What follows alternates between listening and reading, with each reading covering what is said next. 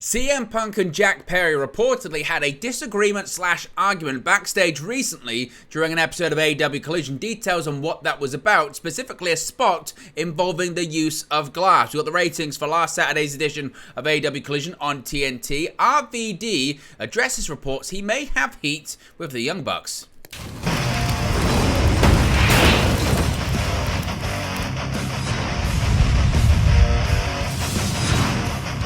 Hey guys, welcome back to Wrestling News 365. Hope everyone is doing very well. As always, there are plenty of news stories to get into in the world of All Elite Wrestling. And once again, drama, backstage altercations, and arguments involving CM Punk. Yet another one has been revealed in the last few minutes at the time of recording this video. And this time it regards the current FTW World Champion, that being Jack Perry. According to Sean Rossap of Fightful Select, there was another issue with an AEW talent that CM Punk brought face to face.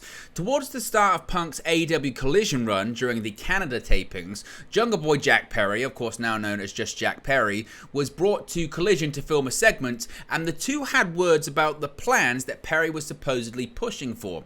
According to those on the side of Punk, Perry wanted to use real glass for a backstage segment. Now, Punk was of the belief that he did this so he didn't need to come to work the next week, which he sees as a big problem in the company.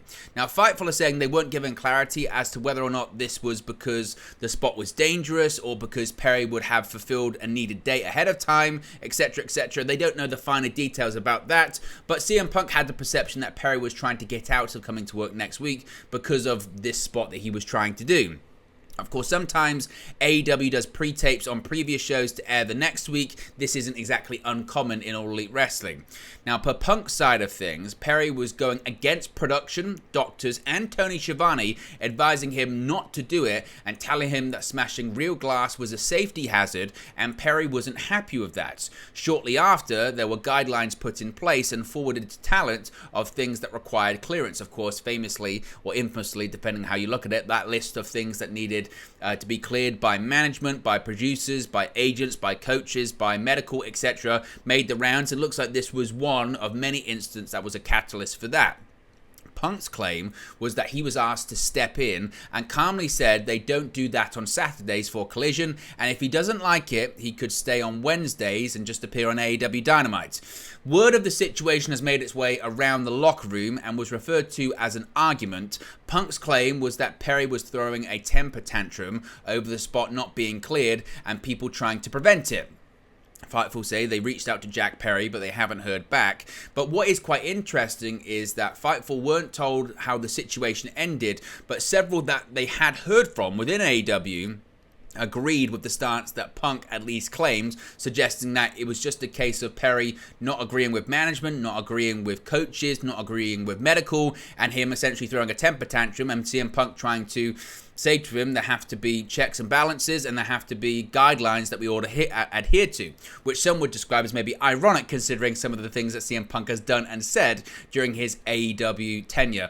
What are your thoughts on this story? Is this just a big nothing burger? Is this something that actually people have disagreements all the time backstage because it's CM Punk, because of the news at the moment, everything's magnified surrounding him? Was CM Punk right for what he said to Jack Perry, coming in as a de facto leader of AEW Collision and saying, look, that's not how we do things, there are guidelines, you have to adhere to the guidelines? Or is this just CM Punk once again throwing his weight around backstage at Collision? Let me know your thoughts about this in the comment section below. Really interested to see what you guys have to say about it. Now, speaking of Collision, we have the ratings for last Saturday's show on TNT, and as one would expect, they have rebounded slightly. After hitting an all-time low going head-to-head with WWE SummerSlam last week, it seems the rating for the most recent AEW Collision was able to rebound. According to WrestleNomics, Saturday's show had 476,000 viewers on average, which is an increase of 60,000 or about 14% over the previous episode. Additionally, Collision brought in a 0.17 rating in the 18 to 49 demographic, which equals 223,000 viewers on average. As for the rankings, the show was 11th place for the night as it was in competition with 4 NFL preseason games, UFC Fight Night and more. As the college football season looms ahead, AEW can only expect Saturday night competition to grow exponentially in the months and weeks ahead. The show's highest quarter hour was of course, unsurprisingly, the final segment, covering the second half of CMFTR versus the House of Black for the AEW World Trios Championships. Other high ratings include Samoa Joe's match and the first half of the Trios Trios match, which brought in 483,000 and 482,000 average viewers respectively. The low for the evening, with 433,000 average viewers, was the show's second quarter. The segment featured the end of the Acclaims match, the group's promo, a backstage segment featuring Bullet Club Gold, and a video package including Adam Cole and AEW World Champion MJF. On YouTube and on the social side of things, clips from the main event had the highest viewership of the episode by far. As of this recording, could AEW Trios Champions House of Black fend off CM FTR has roughly twice as many views as the next most popular clip from the episode, featuring Arn and Brock Anderson confronting Christian Cage and Luchasaurus. So what are your thoughts on the ratings and the numbers for this week's episode of Collision? Is this around where Collision is going to settle into? And how do you think they're going to fare against the upcoming sporting competition that is only going to grow exponentially over the next several weeks and months? Finally, Rob Van Dam has continued to speak and open up on his AEW experience and dismiss some reports that he has heat with two of AEW's most prominent names. ECW veteran and WWE Hall of Famer Rob Van Dam made his AEW debut last week, taking on FTW champion Jack Perry on Wednesday's AEW Dynamite. Though RVD came up short, the 52-year-old put on an impressive showing. Speaking about the debut on his podcast, One of a Kind, Van Dam cleared the air regarding rumors of conflict with a prominent duo backstage. Quote, someone said, what about his heat with the Bucks? Van Dam said. What heat with the Bucks? I said something about when they walked by me, I guess in WWE, how they didn't introduce themselves, which to old school rules, it's one of the biblical commandments of the dressing room, especially when you're new or you don't know everybody. You're supposed to introduce yourself in a certain way, just like the effing mafia. Van Dam also recalls saying that Matt and Nick Jackson looked like high schoolers at the time, which RVD acknowledged could have been taken as an insult. According to Van Dam, the Young Bucks did the same thing to Booker T and Goldust on a later night, failing to introduce themselves and shake hands, and both of the veterans later made public comments just as Van Dam did. Van Dam later saw the Young Bucks during doing a move of his and Booker T's in Japan, with the WWE Hall of Famer acknowledging that he found the joke quite funny, and there seems to be no heat between the performers these days.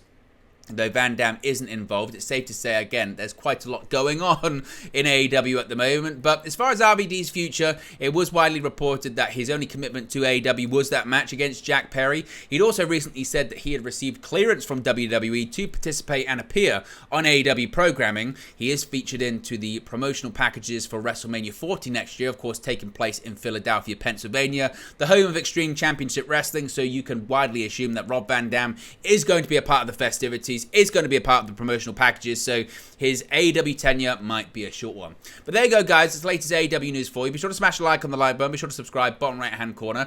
As always, let me know your thoughts in the comment section below. Remember, you can join the WN365 roster by clicking that join button. You get your badges, your emojis, and your exclusive members-only content, such as match rewatches. You also get access to our series, the Monday Night Wars rewatch series, where we'll be watching every single episode of WCW Monday Nitro, as well as WWE Monday Night Raw during the Monday Night Wars in real time to see indeed what actually happened. Anyway, guys, I'll speak to you again very, very soon. Hey guys, thank you for watching, listening, streaming, or however you come across this video today. Be sure to click on the video on the right there to watch our next video, or click the bottom there to subscribe, or the bottom right hand corner. Thank you very much, and I'll speak to you again very soon.